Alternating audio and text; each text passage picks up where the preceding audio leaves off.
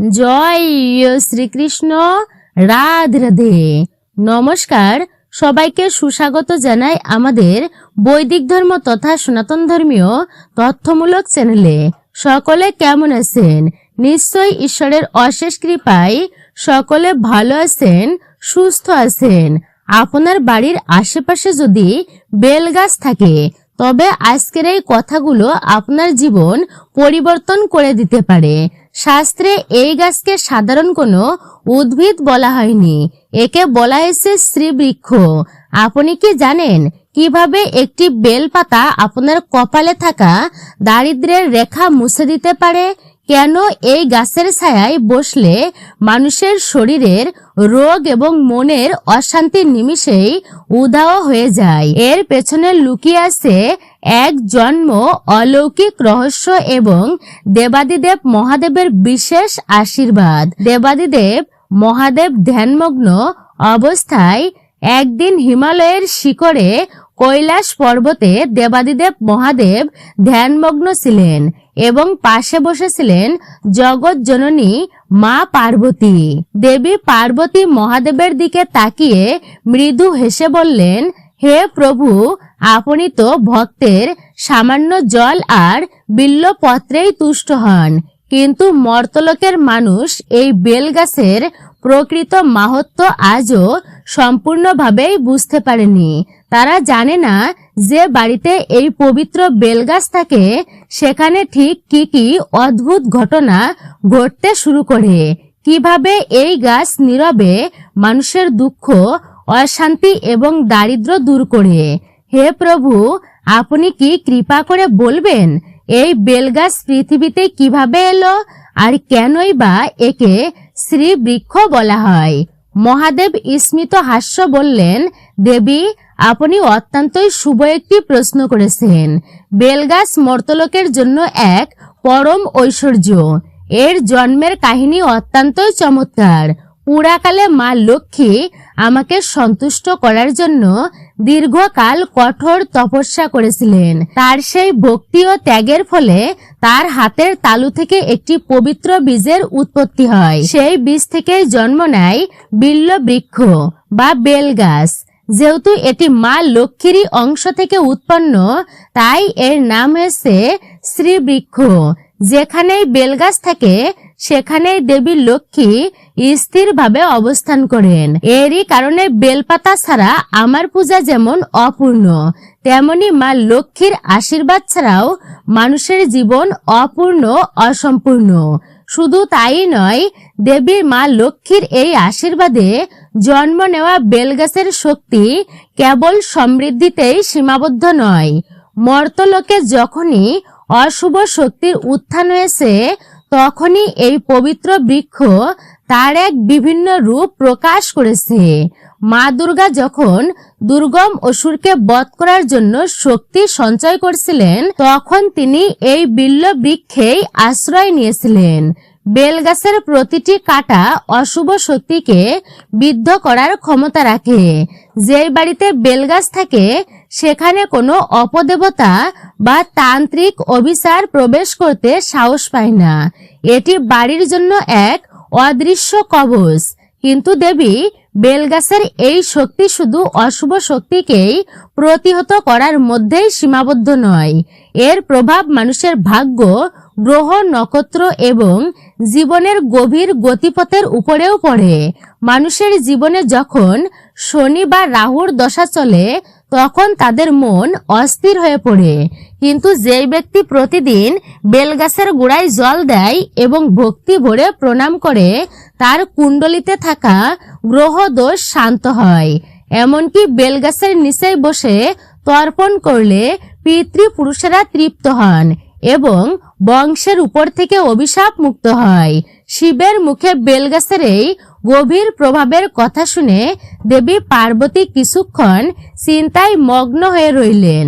তিনি বুঝতে পারলেন এই পবিত্র বৃক্ষ শুধু আধ্যাত্মিকই নয়, মর্তের মানুষের দৈনন্দিন জীবনেও এক অমূল্য আশীর্বাদ। তখন তিনি ভক্তদের কথা স্মরণ করে ভগবান মহাদেবকে আরো প্রশ্ন করলেন, প্রভু, মর্তের মানুষ তো নানান জাগতিক সমস্যায় জর্জরিত। রোগ শোক অর্থকষ্ট আর পারিবারিক অশান্তি তাদের ছায়ার মতো তাড়া করে। দয়া করে এমন কিছু সহজ উপায়ের কথা বলুন যা বেলগাছের মাধ্যমে করলে তারা মুক্তি পেতে পারে। তখন মহাদেব বললেন, শোনো দেবী, বেলগাছ যেমন পবিত্র, এর প্রতিকারও তেমনি শক্তিশালী। যারা ভক্তি ভরে এই 5টি উপায় করবে তাদের জীবন থেকে অন্ধকার দূরীভূত হবে। প্রথমত, যদি কোনো পরিবারে দীর্ঘকাল ধরে অর্থকষ্ট চলে তবে প্রতি শুক্রবার একটি অখণ্ড বেলপাতায় চন্দন দিয়ে শ্রী লিখে মা লক্ষ্মীর চরণে অর্পণ করুন এবং তারপর সেটি আপনার আলমারিতে বা ক্যাশ বাক্সে রেখে দিন। বেলগাছের মূলে মা লক্ষ্মীর বাস, তাই এই প্রতিকারে আপনি অত্যন্তই উপকৃত হবেন। দ্বিতীয় বিষয়টি হচ্ছে, যদি বাড়িতে কেউ দীর্ঘদিন ধরে অসুস্থ থাকে তবে সোমবার দিন 11টি বেলপাতা শিবলিঙ্গে অর্পণ করে সেই পাতাগুলি রোগীর বালিশের নিচে রেখে দিন। বেলগাছের বিশুদ্ধ বাতাস এবং মহাদেবের আশীর্বাদ রোগীকে দ্রুত সুস্থ করেই তুলবে। তৃতীয়ত, যারা পড়াশোনায় মন বসাতে পারছে না বা বাধা আসছে তারা যদি সরস্বতী পূজার দিন বা কোনো শুভ তিথিতে বেলগাছের গোড়া থেকে সামান্য মাটি নিয়ে কপালে তিলক কাটে তবে তাদের বুদ্ধির বিকাশ ঘটে এবং একাগ্রতা বাড়ে। চতুর্থ, যাদের বিবাহে বাধা আসছে তারা প্রতিদিন স্নান সেরে বেলগাছের গোড়ায় 1 ঘটি জল এবং সামান্য কাঁচা দুগ্ধ অর্পণ করে 3 বার প্রদক্ষিণ করুন বেলগাছকে। এতে মাঙ্গলিক দোষের উপশম পাওয়া যায়, শুভ বিবাহের যোগ তৈরি হয়। বলা হয়েছে এতে অশুভ আপনার ভাগ্য থেকে দূরীভূত হবে এবং শুভ তা উদয় হবে। পঞ্চমত, যদি মনে হয় বাড়িতে কারোর নজর লেগেছে বা নেতিবাচক শক্তি আছে আপনার বাড়িতে, তবে শনিবার দিন বেলগাছের 3টি শুকনো ডাল নিয়ে ধুনোর সাথে পুড়িয়ে সেই ধোঁয়া সারা ঘরেই ছড়িয়ে দিন।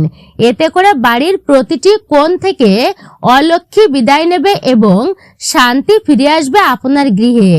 দেবাদিদেব মহাদেবের কাছে এই সহজ উপায়গুলির কথা শুনে মা পার্বতী বললেন, সত্যিই তো প্রভু, বেলগাছ মর্তের মানুষের জন্য একটি আশীর্বাদ। কিন্তু প্রভু, মর্তবাসীরা প্রায়ই দ্বিধায় থাকে যে বাড়ির কোন দিকে এই পবিত্র গাছটি রাখা উচিত। তখন মহাদেব বললেন, বাস্তু শাস্ত্র মতে বাড়ির উত্তর পূর্ব কোণে বেলগাছ লাগানো সব থেকে শুভ। এতে বাড়িতে অফুরন্ত অর্থ ও সুখের আগমন ঘটে। যদি উত্তর পূর্ব দিকে সম্ভব না হয় তবে উত্তর বা উত্তর পশ্চিম দিকেও লাগানো যায়। তবে মনে রাখবেন, বেলগাছ যেন কখনো বাড়ির দক্ষিণ পশ্চিম দিকে না থাকে, এতে গৃহকর্তার উন্নতি বাধাগ্রস্ত হতে পারে।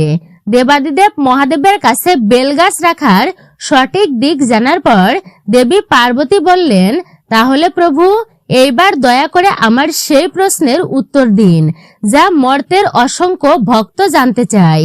আপনি নিজেই বলুন, যে বাড়িতে এই পবিত্র বেলগাছ থাকে, যে বাড়িতে সেই পরিবারের জীবনে ঠিক কি কি অলৌকিক পরিবর্তন ঘটতে শুরু করে সেই পরিবারের সদস্যদের জীবনে। তখন মহাদেব বললেন, দেবী, যে বাড়িতে একটি সজীব বেলগাছ থাকে সেখানে এই 5টি অলৌকিক ঘটনা ঘটবেই।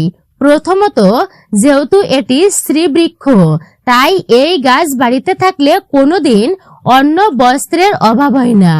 মা লক্ষ্মীর কৃপায় অর্থ আসার নতুন পথ খুলে যায়। দ্বিতীয়ত, বেলগাছের হাওয়া যেখানে পৌঁছায় সেই বাড়িতে ঝগড়া বিবাদ বা অশান্তি স্থায়ী হতে পারে না, সদস্যদের মধ্যে এক অদ্ভুত টান তৈরি হয়। তৃতীয়ত, বিশ্বাস করা হয় যে বাড়িতে বেলগাছ থাকে সেখানে থাকা মানুষের মানসিক শক্তি ধীরে ধীরে বৃদ্ধি পায়। যে কাজগুলোতে আগে ভয় বা দ্বিধা থাকতো সেগুলোতেও সাহস ও আত্মবিশ্বাস তৈরি হয়, কারণ এই গাছের পবিত্র শক্তি মানুষের মনের অস্থিরতা দূর করে তাকে স্থির করে তোলে। চতুর্থ, বেলগাছের বাতাস এবং উপস্থিতি বাড়ির মানুষের শারীরিক তেজ বাড়িয়ে দেয়। বিশেষ করে পেটের সমস্যা ও স্নায়ুর রোগ থেকে মুক্তি পেতে এই গাছের সান্নিধ্য কাজ করে। পঞ্চমত, যে বাড়িতে বেলগাছ থাকে সেই বাড়ির পরিবেশে এক ধরনের পবিত্রতা অনুভব করা যায়। বাইরের মানুষ সেই বাড়িতে প্রবেশ করলেই এক অদ্ভুত শান্তি অনুভব করে। এমনকি অনেক সময় সেই বাড়িতে গেলে মানুষের মন নিজে থেকেই ভালো হয়ে যায়। দেবাদিদেব মহাদেবের মুখে এই 5টি অলৌকিক ঘটনার কথা শুনে দেবী পার্বতী এবার বললেন, প্রভু, এর ঔষধি গুণ সম্পর্কে যদি কিছু বলতেন তাহলে আমি ধন্য হতাম। তখন মহাদেব বললেন, পার্বতী, বেল হলো এক মহা ঔষধ। এর ফলের শ্বাস পেটের প্রতিটি রোগ সারিয়ে দেয়। বেল গাছের পাতার রসে শর্করার মাত্রা বা সুগার নিয়ন্ত্রণে রাখে। তবে মনে রাখবে, বেলগাছ অত্যন্তই পবিত্র। এর নিচেই যেন কখনো আবর্জনা বা জুতা রাখা না হয়। প্রতিটি দিন স্নান সেরে পবিত্র মনে গাছের সেবা করলে সেই পুণ্য কখনো বিফলে যায় না। তাহলে মহাদেব ও পার্বতীর এই কথোপকথন থেকে আমরা বুঝতে পারলাম যে বেলগাছ শুধু একটি গাছই নয়, এটি স্বয়ং মহাদেব ও মা লক্ষ্মীর আশীর্বাদ। যে বাড়িতে এই গাছ থাকে সেখানে ধীরে ধীরে দারিদ্র্য দূর হতে শুরু করে, অশান্তি কমে যায় এবং অনেক অদৃশ্য বিপদ আপনার কাছে এসেও ফিরে যায়। আপনার বাড়িতে কি বেলগাছ আছে? তা আপনি অবশ্যই কমেন্টের মাধ্যমে জানাবেন। আর দেবাদিদেব মহাদেবের আশীর্বাদ পেতে অবশ্যই ভক্তিতে আপনি কমেন্টে লিখবেন হর হর মহাদেব। মূলত এটাই ছিল আজকের ভিডিওটি ভালো লেগে থাকলে অবশ্যই ভিডিওতে একটি লাইক করবেন ও আপনি কমেন্ট করবেন, শেয়ার করবেন এবং এমনই আধ্যাত্মিক ও রহস্যময় বিষয় পেতে অবশ্যই আমাদের চ্যানেলটি সাবস্ক্রাইব করবেন। ভিডিওটি সম্পূর্ণ দেখার জন্য আপনাকে অসংখ্য ধন্যবাদ।